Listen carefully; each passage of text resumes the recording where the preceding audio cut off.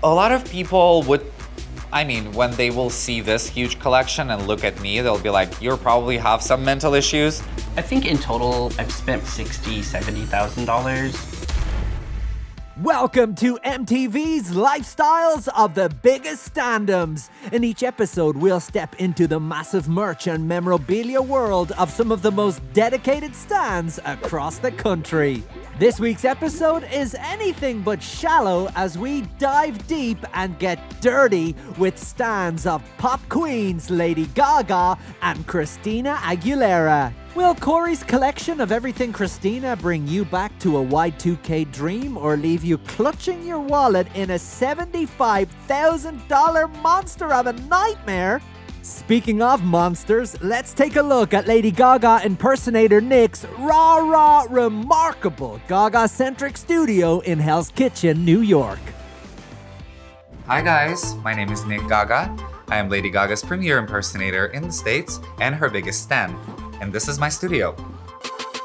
I am a full-time drag queen, so I am working, performing, entertaining people as Gaga, but then I invest everything back. If I count all the money that I've spent, oh God, it's definitely over 50 grand on merch, another 50 grand on wigs and outfits. When it comes to wigs, I definitely have over 40, 50 specific replications. When it comes to outfits, I would definitely say that it's over 40, 50 outfits. Looking at Gaga, not being scared to put out things or outfits or looks or makeups that might scare people, never being able to have this freedom always inspired me.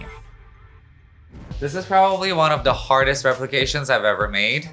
This is a gown that was originally made by Alexander McQueen, but this is a replica. I made the jewelry pieces, I hand painted them myself. I added all of those little flower embellishments on top as well. This outfit took about 3 to 4 weeks to replicate, and I would say the fabrics and small materials cost, I would say about $1,000. This is from 2016 when Gaga appeared on a red carpet of the Grammys doing her tribute to David Bowie. And this is one of the most expensive outfits in my collection. This, just the materials, was definitely over $1,500. Coming from a very, very dangerous place in the world. Being in the gay scene, I was brutally attacked once, so I ended up in a coma for 5 days. After I came out of coma, I remember that I saw a psychiatrist and I was like, I have only one question. Why, while I was in the coma, the one song that was stuck in my head was GUI. I'd like to say that thanks to Gaga, I made it through that coma because I was listening to that song on a repeat without anyone playing it. Of course, the best part about Lady Gaga is her music. I have almost every CD, some very rare pieces, especially this Fame Monster edition. I know that this is really hard to find, and someone sold it to me for $200. When it comes to certain remixes, albums, these are really hard to find because they're very limited, especially this little box, the singles collection. This box set from the Born This Way era, which was also limited and deluxe and special. What takes a very special place in my heart is one CD that was signed, including the songbook. She signed both of these at the show when I met her back in 2012. As soon as I got the news that she's coming to Moscow, I had no money. I had to create a GoFundMe, but in person, in my college. And I was like, guys, I wanna see Gaga. Let's see what we can do. It was freezing cold in Moscow. But to get to the pit zone, I have to stand in line for over 2 days in the freezing cold. And then, right before the show, one of the managers, he was like, you come up here. And he put me right into her face. She took us backstage and we had a full-on conversation for like at least an hour. And I told her that I want to move to the States to become an actor. And she told me immediately, right away, she's like, you will. Since that moment, I realized that there is a special connection. And here I am, my 5th year in drag, and I am one of the biggest Gaga impersonators in the world. Most of these are actually fully made by me. This dress cost me $1,500. It was worn in the music video Telephone. One of my favorite replicas, the top layer of her Met Gala outfit. This is the replica from Art Pop era. This is probably the most exciting headpiece This headpiece was worn in the music video Telephone. It took me 2 years to figure out the construction. Those phones was really hard to find. I'm confident to say that I'm the only one who has the exact replica of this headpiece. It will easily go for over 5 grand. I want to keep doing Gaga because I am the only one who does it right. If I want to be better than anyone, if I want to be bigger, I make more outfits, I buy more wigs. I don't know, I'm just a money spender. That's what it is. I just spend too much money. We can hardly bottle up our excitement as we head over to Phoenix, Arizona to take a glimpse at Corey's Christina Aguilera CD wall. You'll want to stay tuned for this one. Hey guys, my name's Corey. I live in Phoenix, Arizona, and I'm Christina Aguilera's #1 stan. Let me prove it to you. Come check it out. I would consider myself to be probably one of the biggest stans.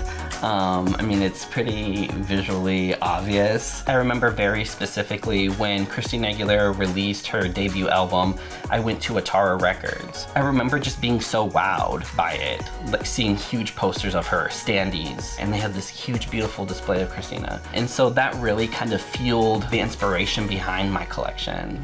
Yeah, so right now we're in my Christina Aguilera room.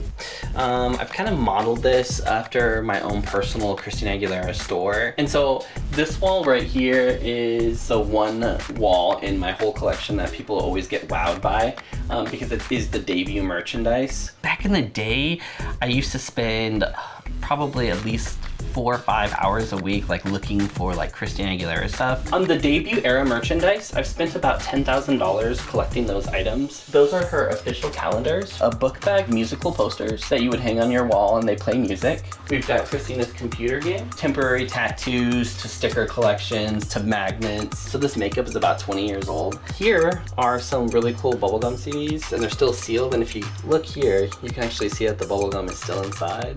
A couple watch sets. This one plays her music video in like a very digital pixel version of it. That's a cereal box featuring Christina Aguilera, a microphone, binoculars from her concert, some of her shoe collection. The lids of the boxes actually turned it into a picture frame. I've probably been a stan of Christina Aguilera's for so long, really kind of started with that Stripped album. You know, Christina was going through a transitional period in her career and it was coming through in her music. And at the same time, I was going through a transitional period. I was dealing with the fact that I thought that I could be gay. Christina Aguilera spoke to me and really kind of helped me accept myself and make the decision to come out and live authentically. In my CD collection total, I have just about every single CD and promo that exists in the world. It's one of the best areas in my collection. Some of my standouts with the Back to Basics era. This one's from Taiwan, Australian, French, Canadian, Best Buy exclusive. And this is a Japanese tour edition. A stripped promo DVD. I think I spent about $500 for it. Bionic era, which is one of my favorite eras. I've got the CD singles that were officially released. The promo is gonna be around 300 bucks. And I would say I've spent probably a little over $10,000 collecting these over the years. So one of the craziest things that I've done to obtain a Christina Aguilera item, when Christina launched her Inspire fragrance, I knew it was coming out, and so I accepted a job at Macy's because it was launching there. And I got in with the fragrance team. And I had my in, and I obtained a lot of items through that. It kind of starts off with her signature fragrance, Definition, Inspire, Experience, Expose, which it's taken me about 15 years to collect all 4 bottles, and I've spent anywhere from $75 a bottle up to $200 for the bottle. With my fragrances, I've spent about $10,000 collecting all of those items. So my Christina Aguilera lifestyle is really kind of unique, I think. I know like her dancers, her band even, so when we go to shows, it's almost like a family reunion. How cute is that, right? I don't have a baby, but sometimes I put my dog in this. This is Christina Aguilera's standee on her fight to end world hunger for UNICEF.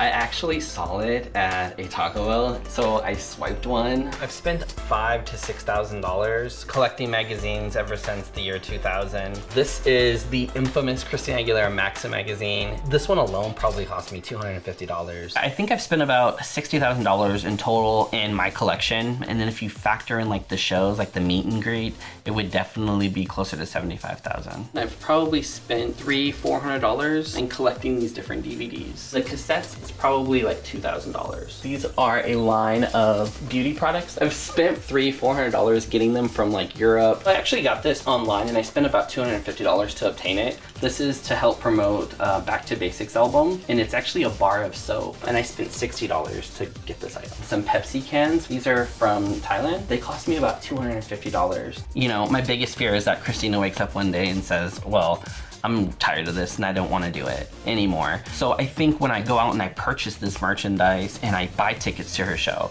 it encourages her to like continue on or inspires her to start another project. And cue the applause!